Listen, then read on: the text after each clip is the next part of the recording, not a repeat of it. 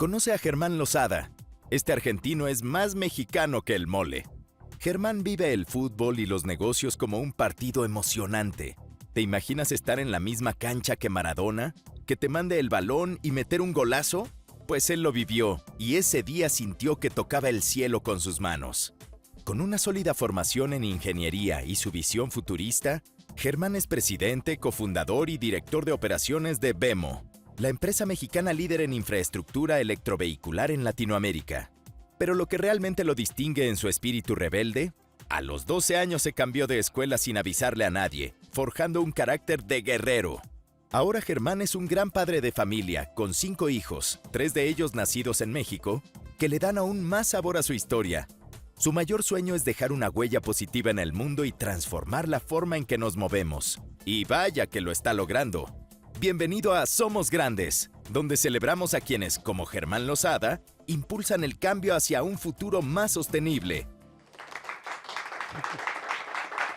Pues, Germán, qué gusto estar aquí contigo. Me encanta conocer de tu historia. Y tengo una frase grabada. Tú dices que la vida se vive como si fuera todos los días una final de fútbol. Cuéntame un poquito más acerca de por qué dices esto. Bueno, primero y principal, Ninfa, mil gracias por la invitación. Encantada. Me siento honrado siendo argentino, por más que tengo en el corazón tatuado México y 3 hijos que son de acá, que me hagas parte de este proyecto y contar mi historia me llena de halago. Gracias a ti. Y en cuanto a tu pregunta, sí, siempre digo, vivo cada día como si fuese de la final, no de un partido, sino del mundo, lo cual le agrega tantísima más épica y proeza a la cosa, porque estoy convencido de que la actitud mata el talento, de que es lo más importante en la vida. Siempre digo que no hay que escatimar una gota de sudor ni un latido del corazón para que las cosas sucedan. Y cuando uno consigue las cosas con la satisfacción del esfuerzo, es, en el video hablan de tocar el cielo con las manos, yo digo tocar el corazón con el cielo. Sin duda, tienes una vida, un recorrido hermoso que nos llena de energía, que nos contagia y nos entusiasma a pensar que se puede lograr lo que uno se propone. Y venir a un país que no es el tuyo, venir y establecerte con una familia. ¿Cuáles han sido los retos que has encontrado que son diferentes aquí en México versus Argentina en cuanto a negocios? Te diría que he encontrado muchísimas más oportunidades que retos en qué México. Bueno saber eso, nos encanta. Argentina es un lugar muy difícil para hacer negocios. Sí. México, como todo lugar en Latinoamérica, tiene sus retos. Distinto capaz hacer negocios en Europa o en Estados Unidos. Claro. Necesitas muchísima más elasticidad, más creatividad. Hay adversidades que vienen de todos lados, desde lo regulatorio, en el frente de la energía. Uno tiene que jugar con muchas dimensiones y eso es fascinante. Claro. Para quien le gusta los desafíos, quien le gusta construir, yo siempre digo, quien le gusta ir contra todo pronóstico, con el viento en contra y sacar algo importante que transforme, te da una adrenalina muy, muy fuerte. Y yo en México vine acá en respuesta a la reforma energética, yo tenía una experiencia de construir muchas compañías de cero, principalmente en ese entonces en Estados Unidos y en Europa, siempre en el mundo de energía e infraestructura, y de repente me encontré con un país latino, sí. 11ª economía del mundo, donde tenía un recurso riquísimo y donde había muy pocos jugadores que estaban en ese momento operando en el país, y vi como un oasis en el desierto. Pero entonces no llegaste, me estabas diciendo antes de que entráramos al foro, no llegaste con la oferta de Vemo, sino que llegaste antes. Yo cuando vine acá, vine para apostar por el abanico amplio en energía. Sí. Y fui parte, por ejemplo, del descubrimiento de petróleo. Más grande en los últimos 90 años en México, el descubrimiento de Zama, que se espera que genere más de 30.000 millones de dólares en impuestos para el país. Tengo que cambiar el chip, por más que yo venía haciendo mucho en renovables, hacía mucho de todo, con el ángulo del negocio, sí. Y dije, quiero ahora jugar realmente con la agenda de la sustentabilidad, quiero ser protagonista en esta batalla existencial contra el cambio climático, que es la batalla que nos une a todos por igual como humanidad. Tienes razón. Y ahí, Ninfa, empecé a ver cómo jugar con renovables, surgió la idea de la electromovilidad, pero también cómo descarbonizar industrias que para el común denominador de la gente son imposibles de descarbonizar, claro, como el petróleo, como el cemento, entre otros. ¿Y cómo metes gol ante estos retos que te enfrenta, ¿no? La vida, la adversidad está llena de ellos? ¿Cómo puedes sentir que simplemente esquivaste que te metieran un gol o que sí metiste un gol? ¿Hay una diferencia o es lo mismo para ti? Para mí, a ver, tengo una obsesión con ganar. Y todo lo que hago quiero que seamos los mejores, porque acá hablo por los equipos que me ha tocado liderar. Y estoy convencido que no hay mayor adrenalina que meter un gol, festejarlo, sacarse la camiseta y celebrar, pero al mismo tiempo estoy convencido de lo importante es el proceso, Ninfa, entrenarse, alimentarse bien, visualizar el partido, jugar con la táctica. Y siempre le digo a todos los equipos... ¿Conocer al equipo? ¿Cómo? ¿Conocer al equipo? Conocer al equipo, las charlas de vestuario, si hay asperezas, tener esas conversaciones valientes para salir a la cancha unidos. Y después la pelota puede entrar o no puede entrar. Pero si uno entra a la cancha habiendo hecho todo el trabajo previo, el esfuerzo... En esta historia del fútbol siempre hablamos de cómo al final el director técnico no puede entrar a jugar a la cancha. Sí. ¿Tú eres de aquellos que piensa que eso se sostiene en los negocios, que el director técnico tiene que estar forzosamente fuera de la cancha? ¿O eres de los que a veces entra y a veces sale y eso es bueno? ¿Te ha ido bien? ¿Te ha ido mal? A mí, a mi socio nos encanta empoderar, dar libertad, desarrollar a nuestro equipo, de alguna manera lanzarlo a los partidos difíciles y que construyan carácter, porque estamos convencidos de que el talento se construye la calma, pero el carácter en las situaciones difíciles. Pero Ninfa, tu punto, hay momentos en los cuales el equipo necesita que estés codo a codo. Y si tenemos que poner el cuerpo, yo siempre digo, meter una trinchera, poner la vincha de Rambo y empezar a disparar, también lo hacemos y nos sentimos cómodos. Entonces tengo una mirada dual de cómo abordar eso. Sí. Me estabas contando que cuando viniste a fundar Vemo hace 4 años, sí. Ay, caray, qué rápido han crecido, 4 años es ya nada. Empezaron las canas, ya. Es un abrir y cerrar de ojos. Me doy cuenta de pasar el tiempo. Platícame, o sea, apostar por la movilidad limpia en México, ¿sigue siendo un proyecto que se puede palpar de corto plazo? Porque a veces cuando volteamos a ver a los países vecinos como Estados Unidos, uno ve tantos y tantos autos eléctricos, están como en otra curva de despliegue de estas tecnologías. ¿Cómo ves tú a México en cuanto a esto? Yo creo que hoy en día es una realidad. Cuando nosotros empezamos allá por 2020 a conceptualizar la idea de Vemo, estábamos convencidos que queríamos jugar en la electromovilidad porque era una tendencia irreversible, pero Ninfa, el panorama ahí era dificilísimo. México, Latinoamérica estaba años luz detrás. Estábamos en la pandemia además. Estábamos en pandemia, se vendían 450 autos eléctricos al año. El promedio era de 2 millones de pesos para arriba, imposible masificar. Imposible. No habían incentivos como había en Estados Unidos y en Europa con subsidios que empujasen a que la gente adoptase la tecnología. Y no había ecosistema.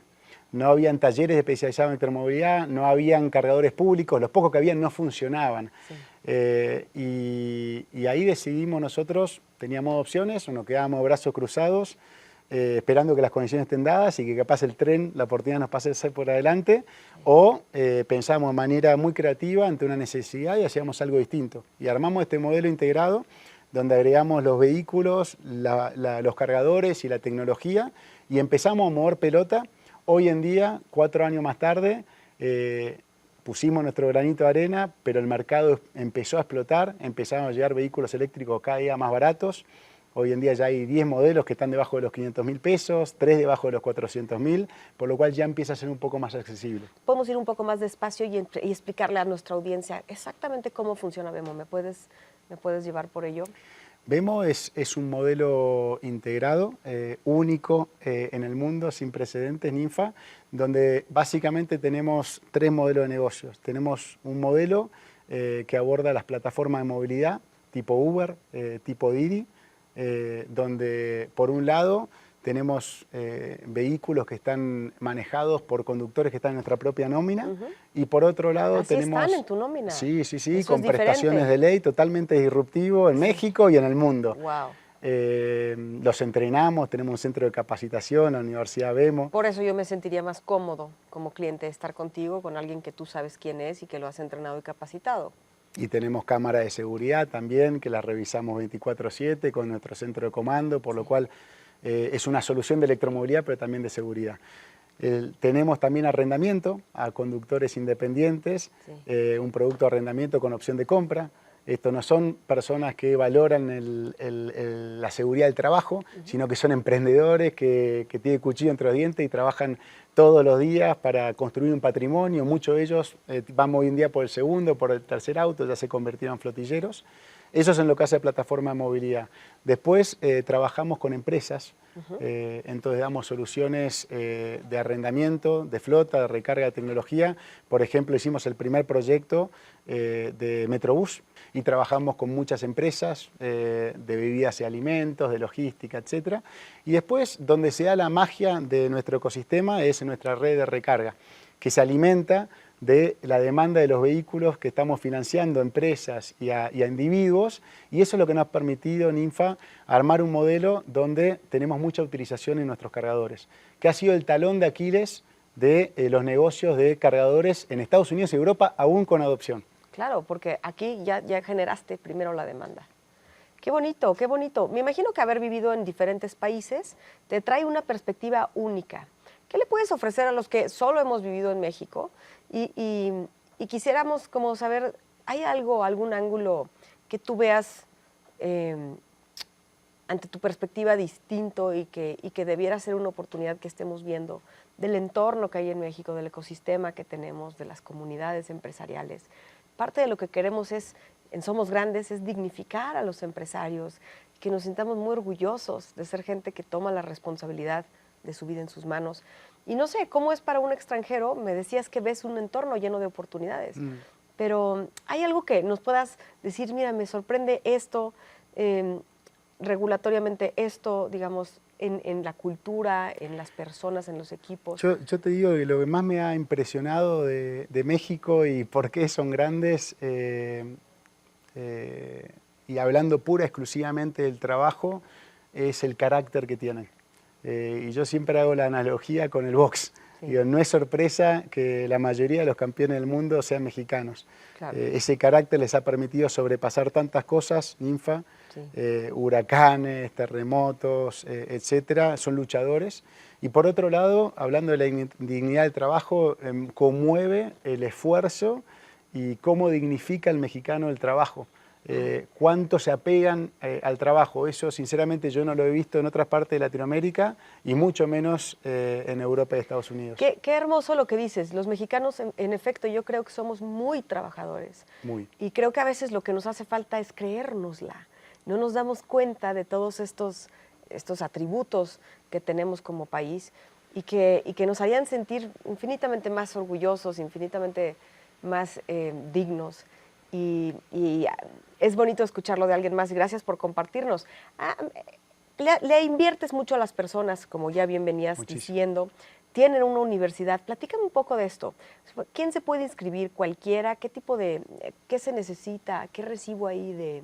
Sí, lo llamamos la Universidad Vemos, un centro de capacitación para todo aquel que, por un lado, quiere trabajar en nuestro negocio en relación de dependencia, sí.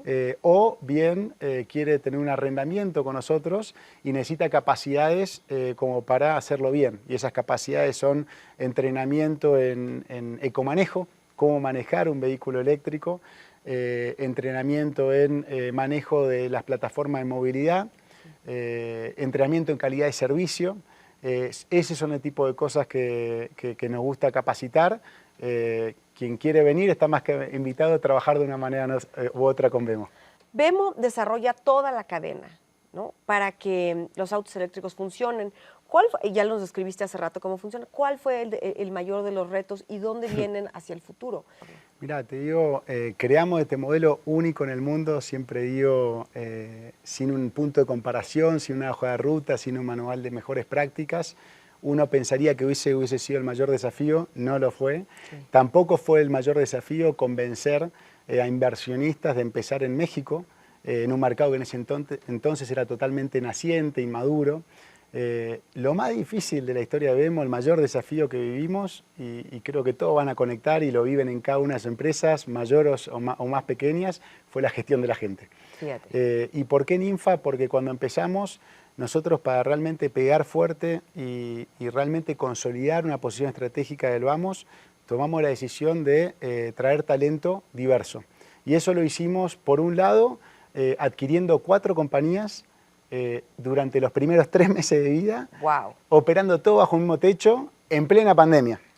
Y eso por otro sí, lado, ya me dio susto. Sí, impresionante. Y por otro lado, trajimos talento de nuestra red de contactos de México, de Argentina, de Colombia, gente de Medio Oriente, de Noruega, porque dijimos, si queremos hacer esto, algo tan pero tan ambicioso y con tanto riesgo, tenemos que armar un super equipo.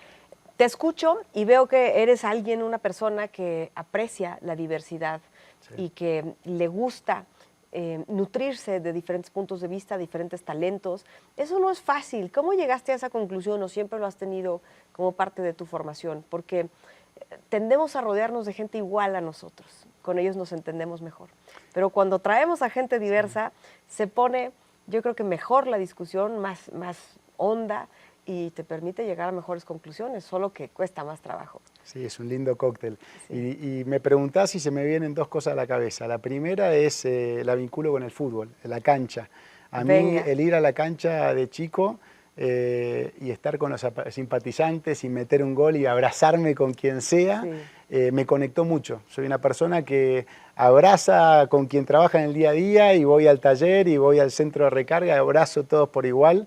Y eso me permite conectar mucho con la gente independientemente de dónde vengan y cómo piensen.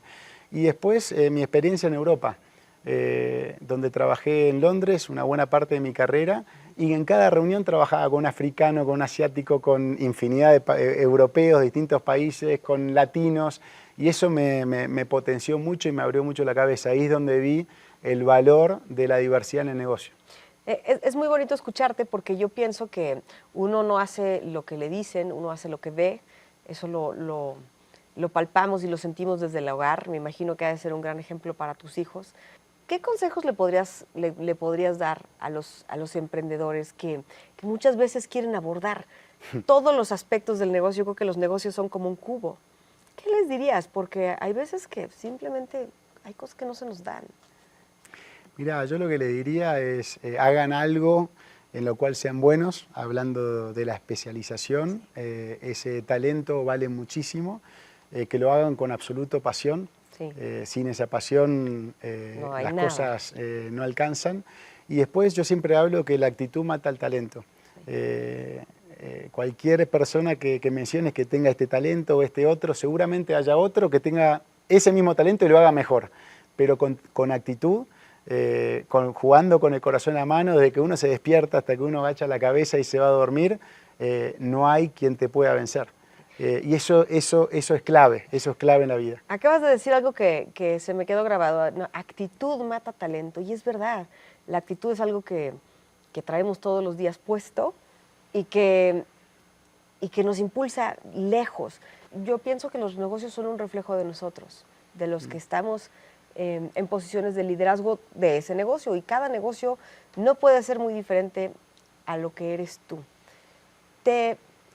¿Has podido encontrar en tu negocio fallas que ya están en ti mismo y que de pronto sí tienes oportunidad de corregir? Linda pregunta.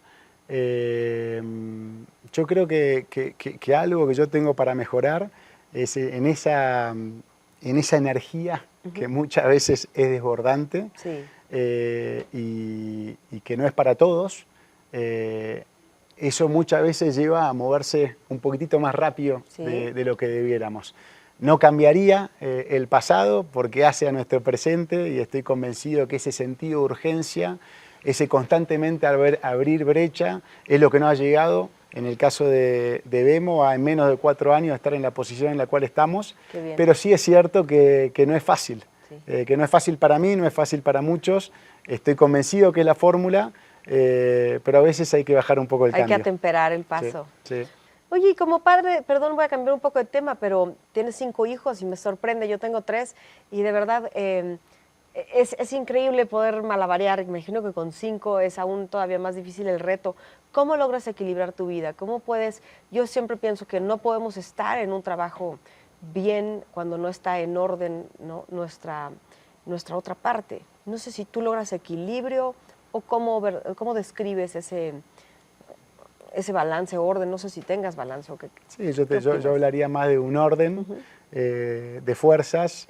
Te diría que tengo la grandísima suerte de tener en casa a mi mujer, que es la columna vertebral de la familia, sí, y de que hace que todo funcione y todo esté sincronizado. Soy feliz en el trabajo y es parte de mi felicidad, pero también soy feliz y me nutro energía a través de los lazos, no solo de la familia, sino también de las amistades. Los fines de semana son santos.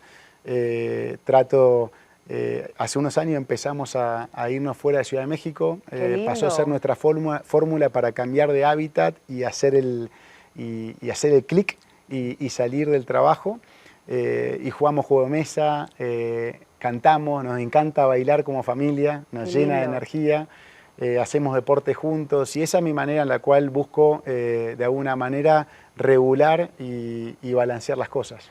Qué lindo lo que cuentas, Germán. Te veo como un hombre que se preocupa por aprender, por este camino de la vida en donde el aprendizaje es continuo.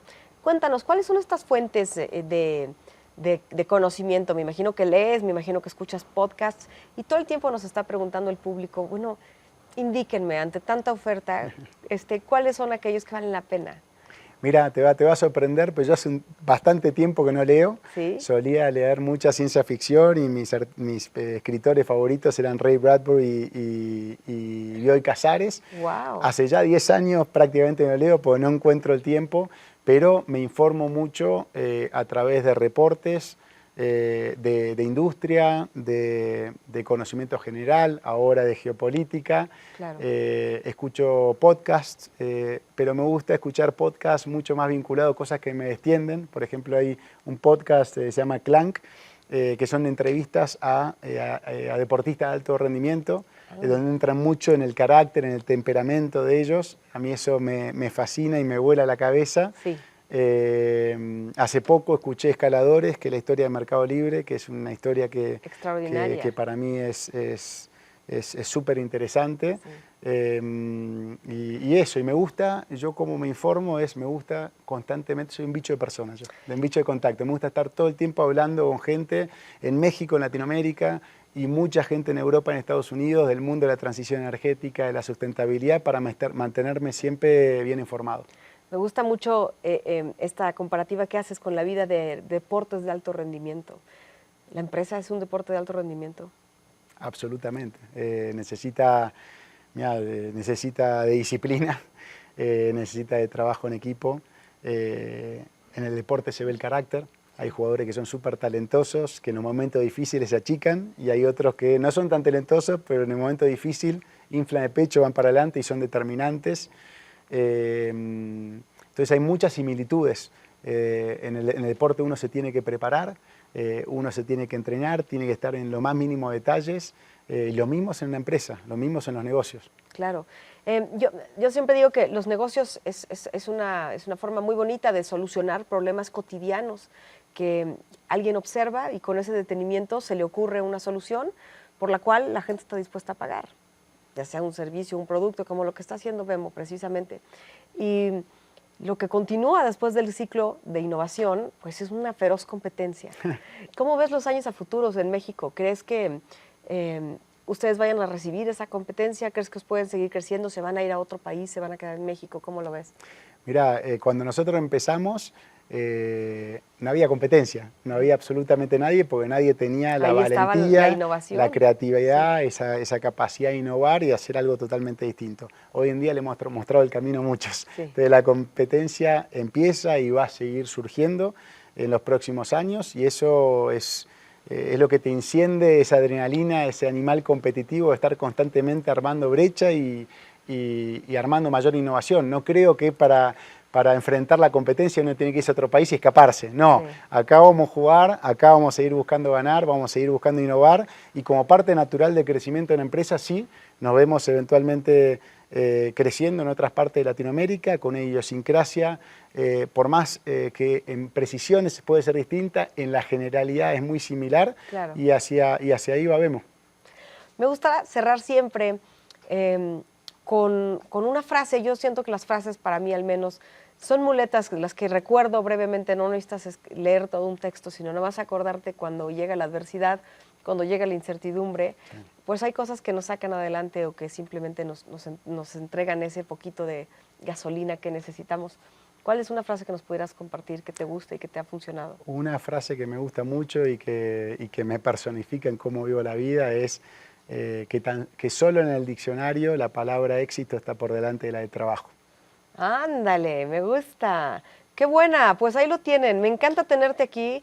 Gracias por habernos acompañado y formar parte de la comunidad Somos Grandes. Mucho éxito en los años a venir y espero volverte a tener en este espacio con nosotros. Y felicitaciones por el programa y todo lo que estás haciendo. Realmente es un faro y una inspiración muy grande para muchos. Gracias. Enhorabuena por tus empresas.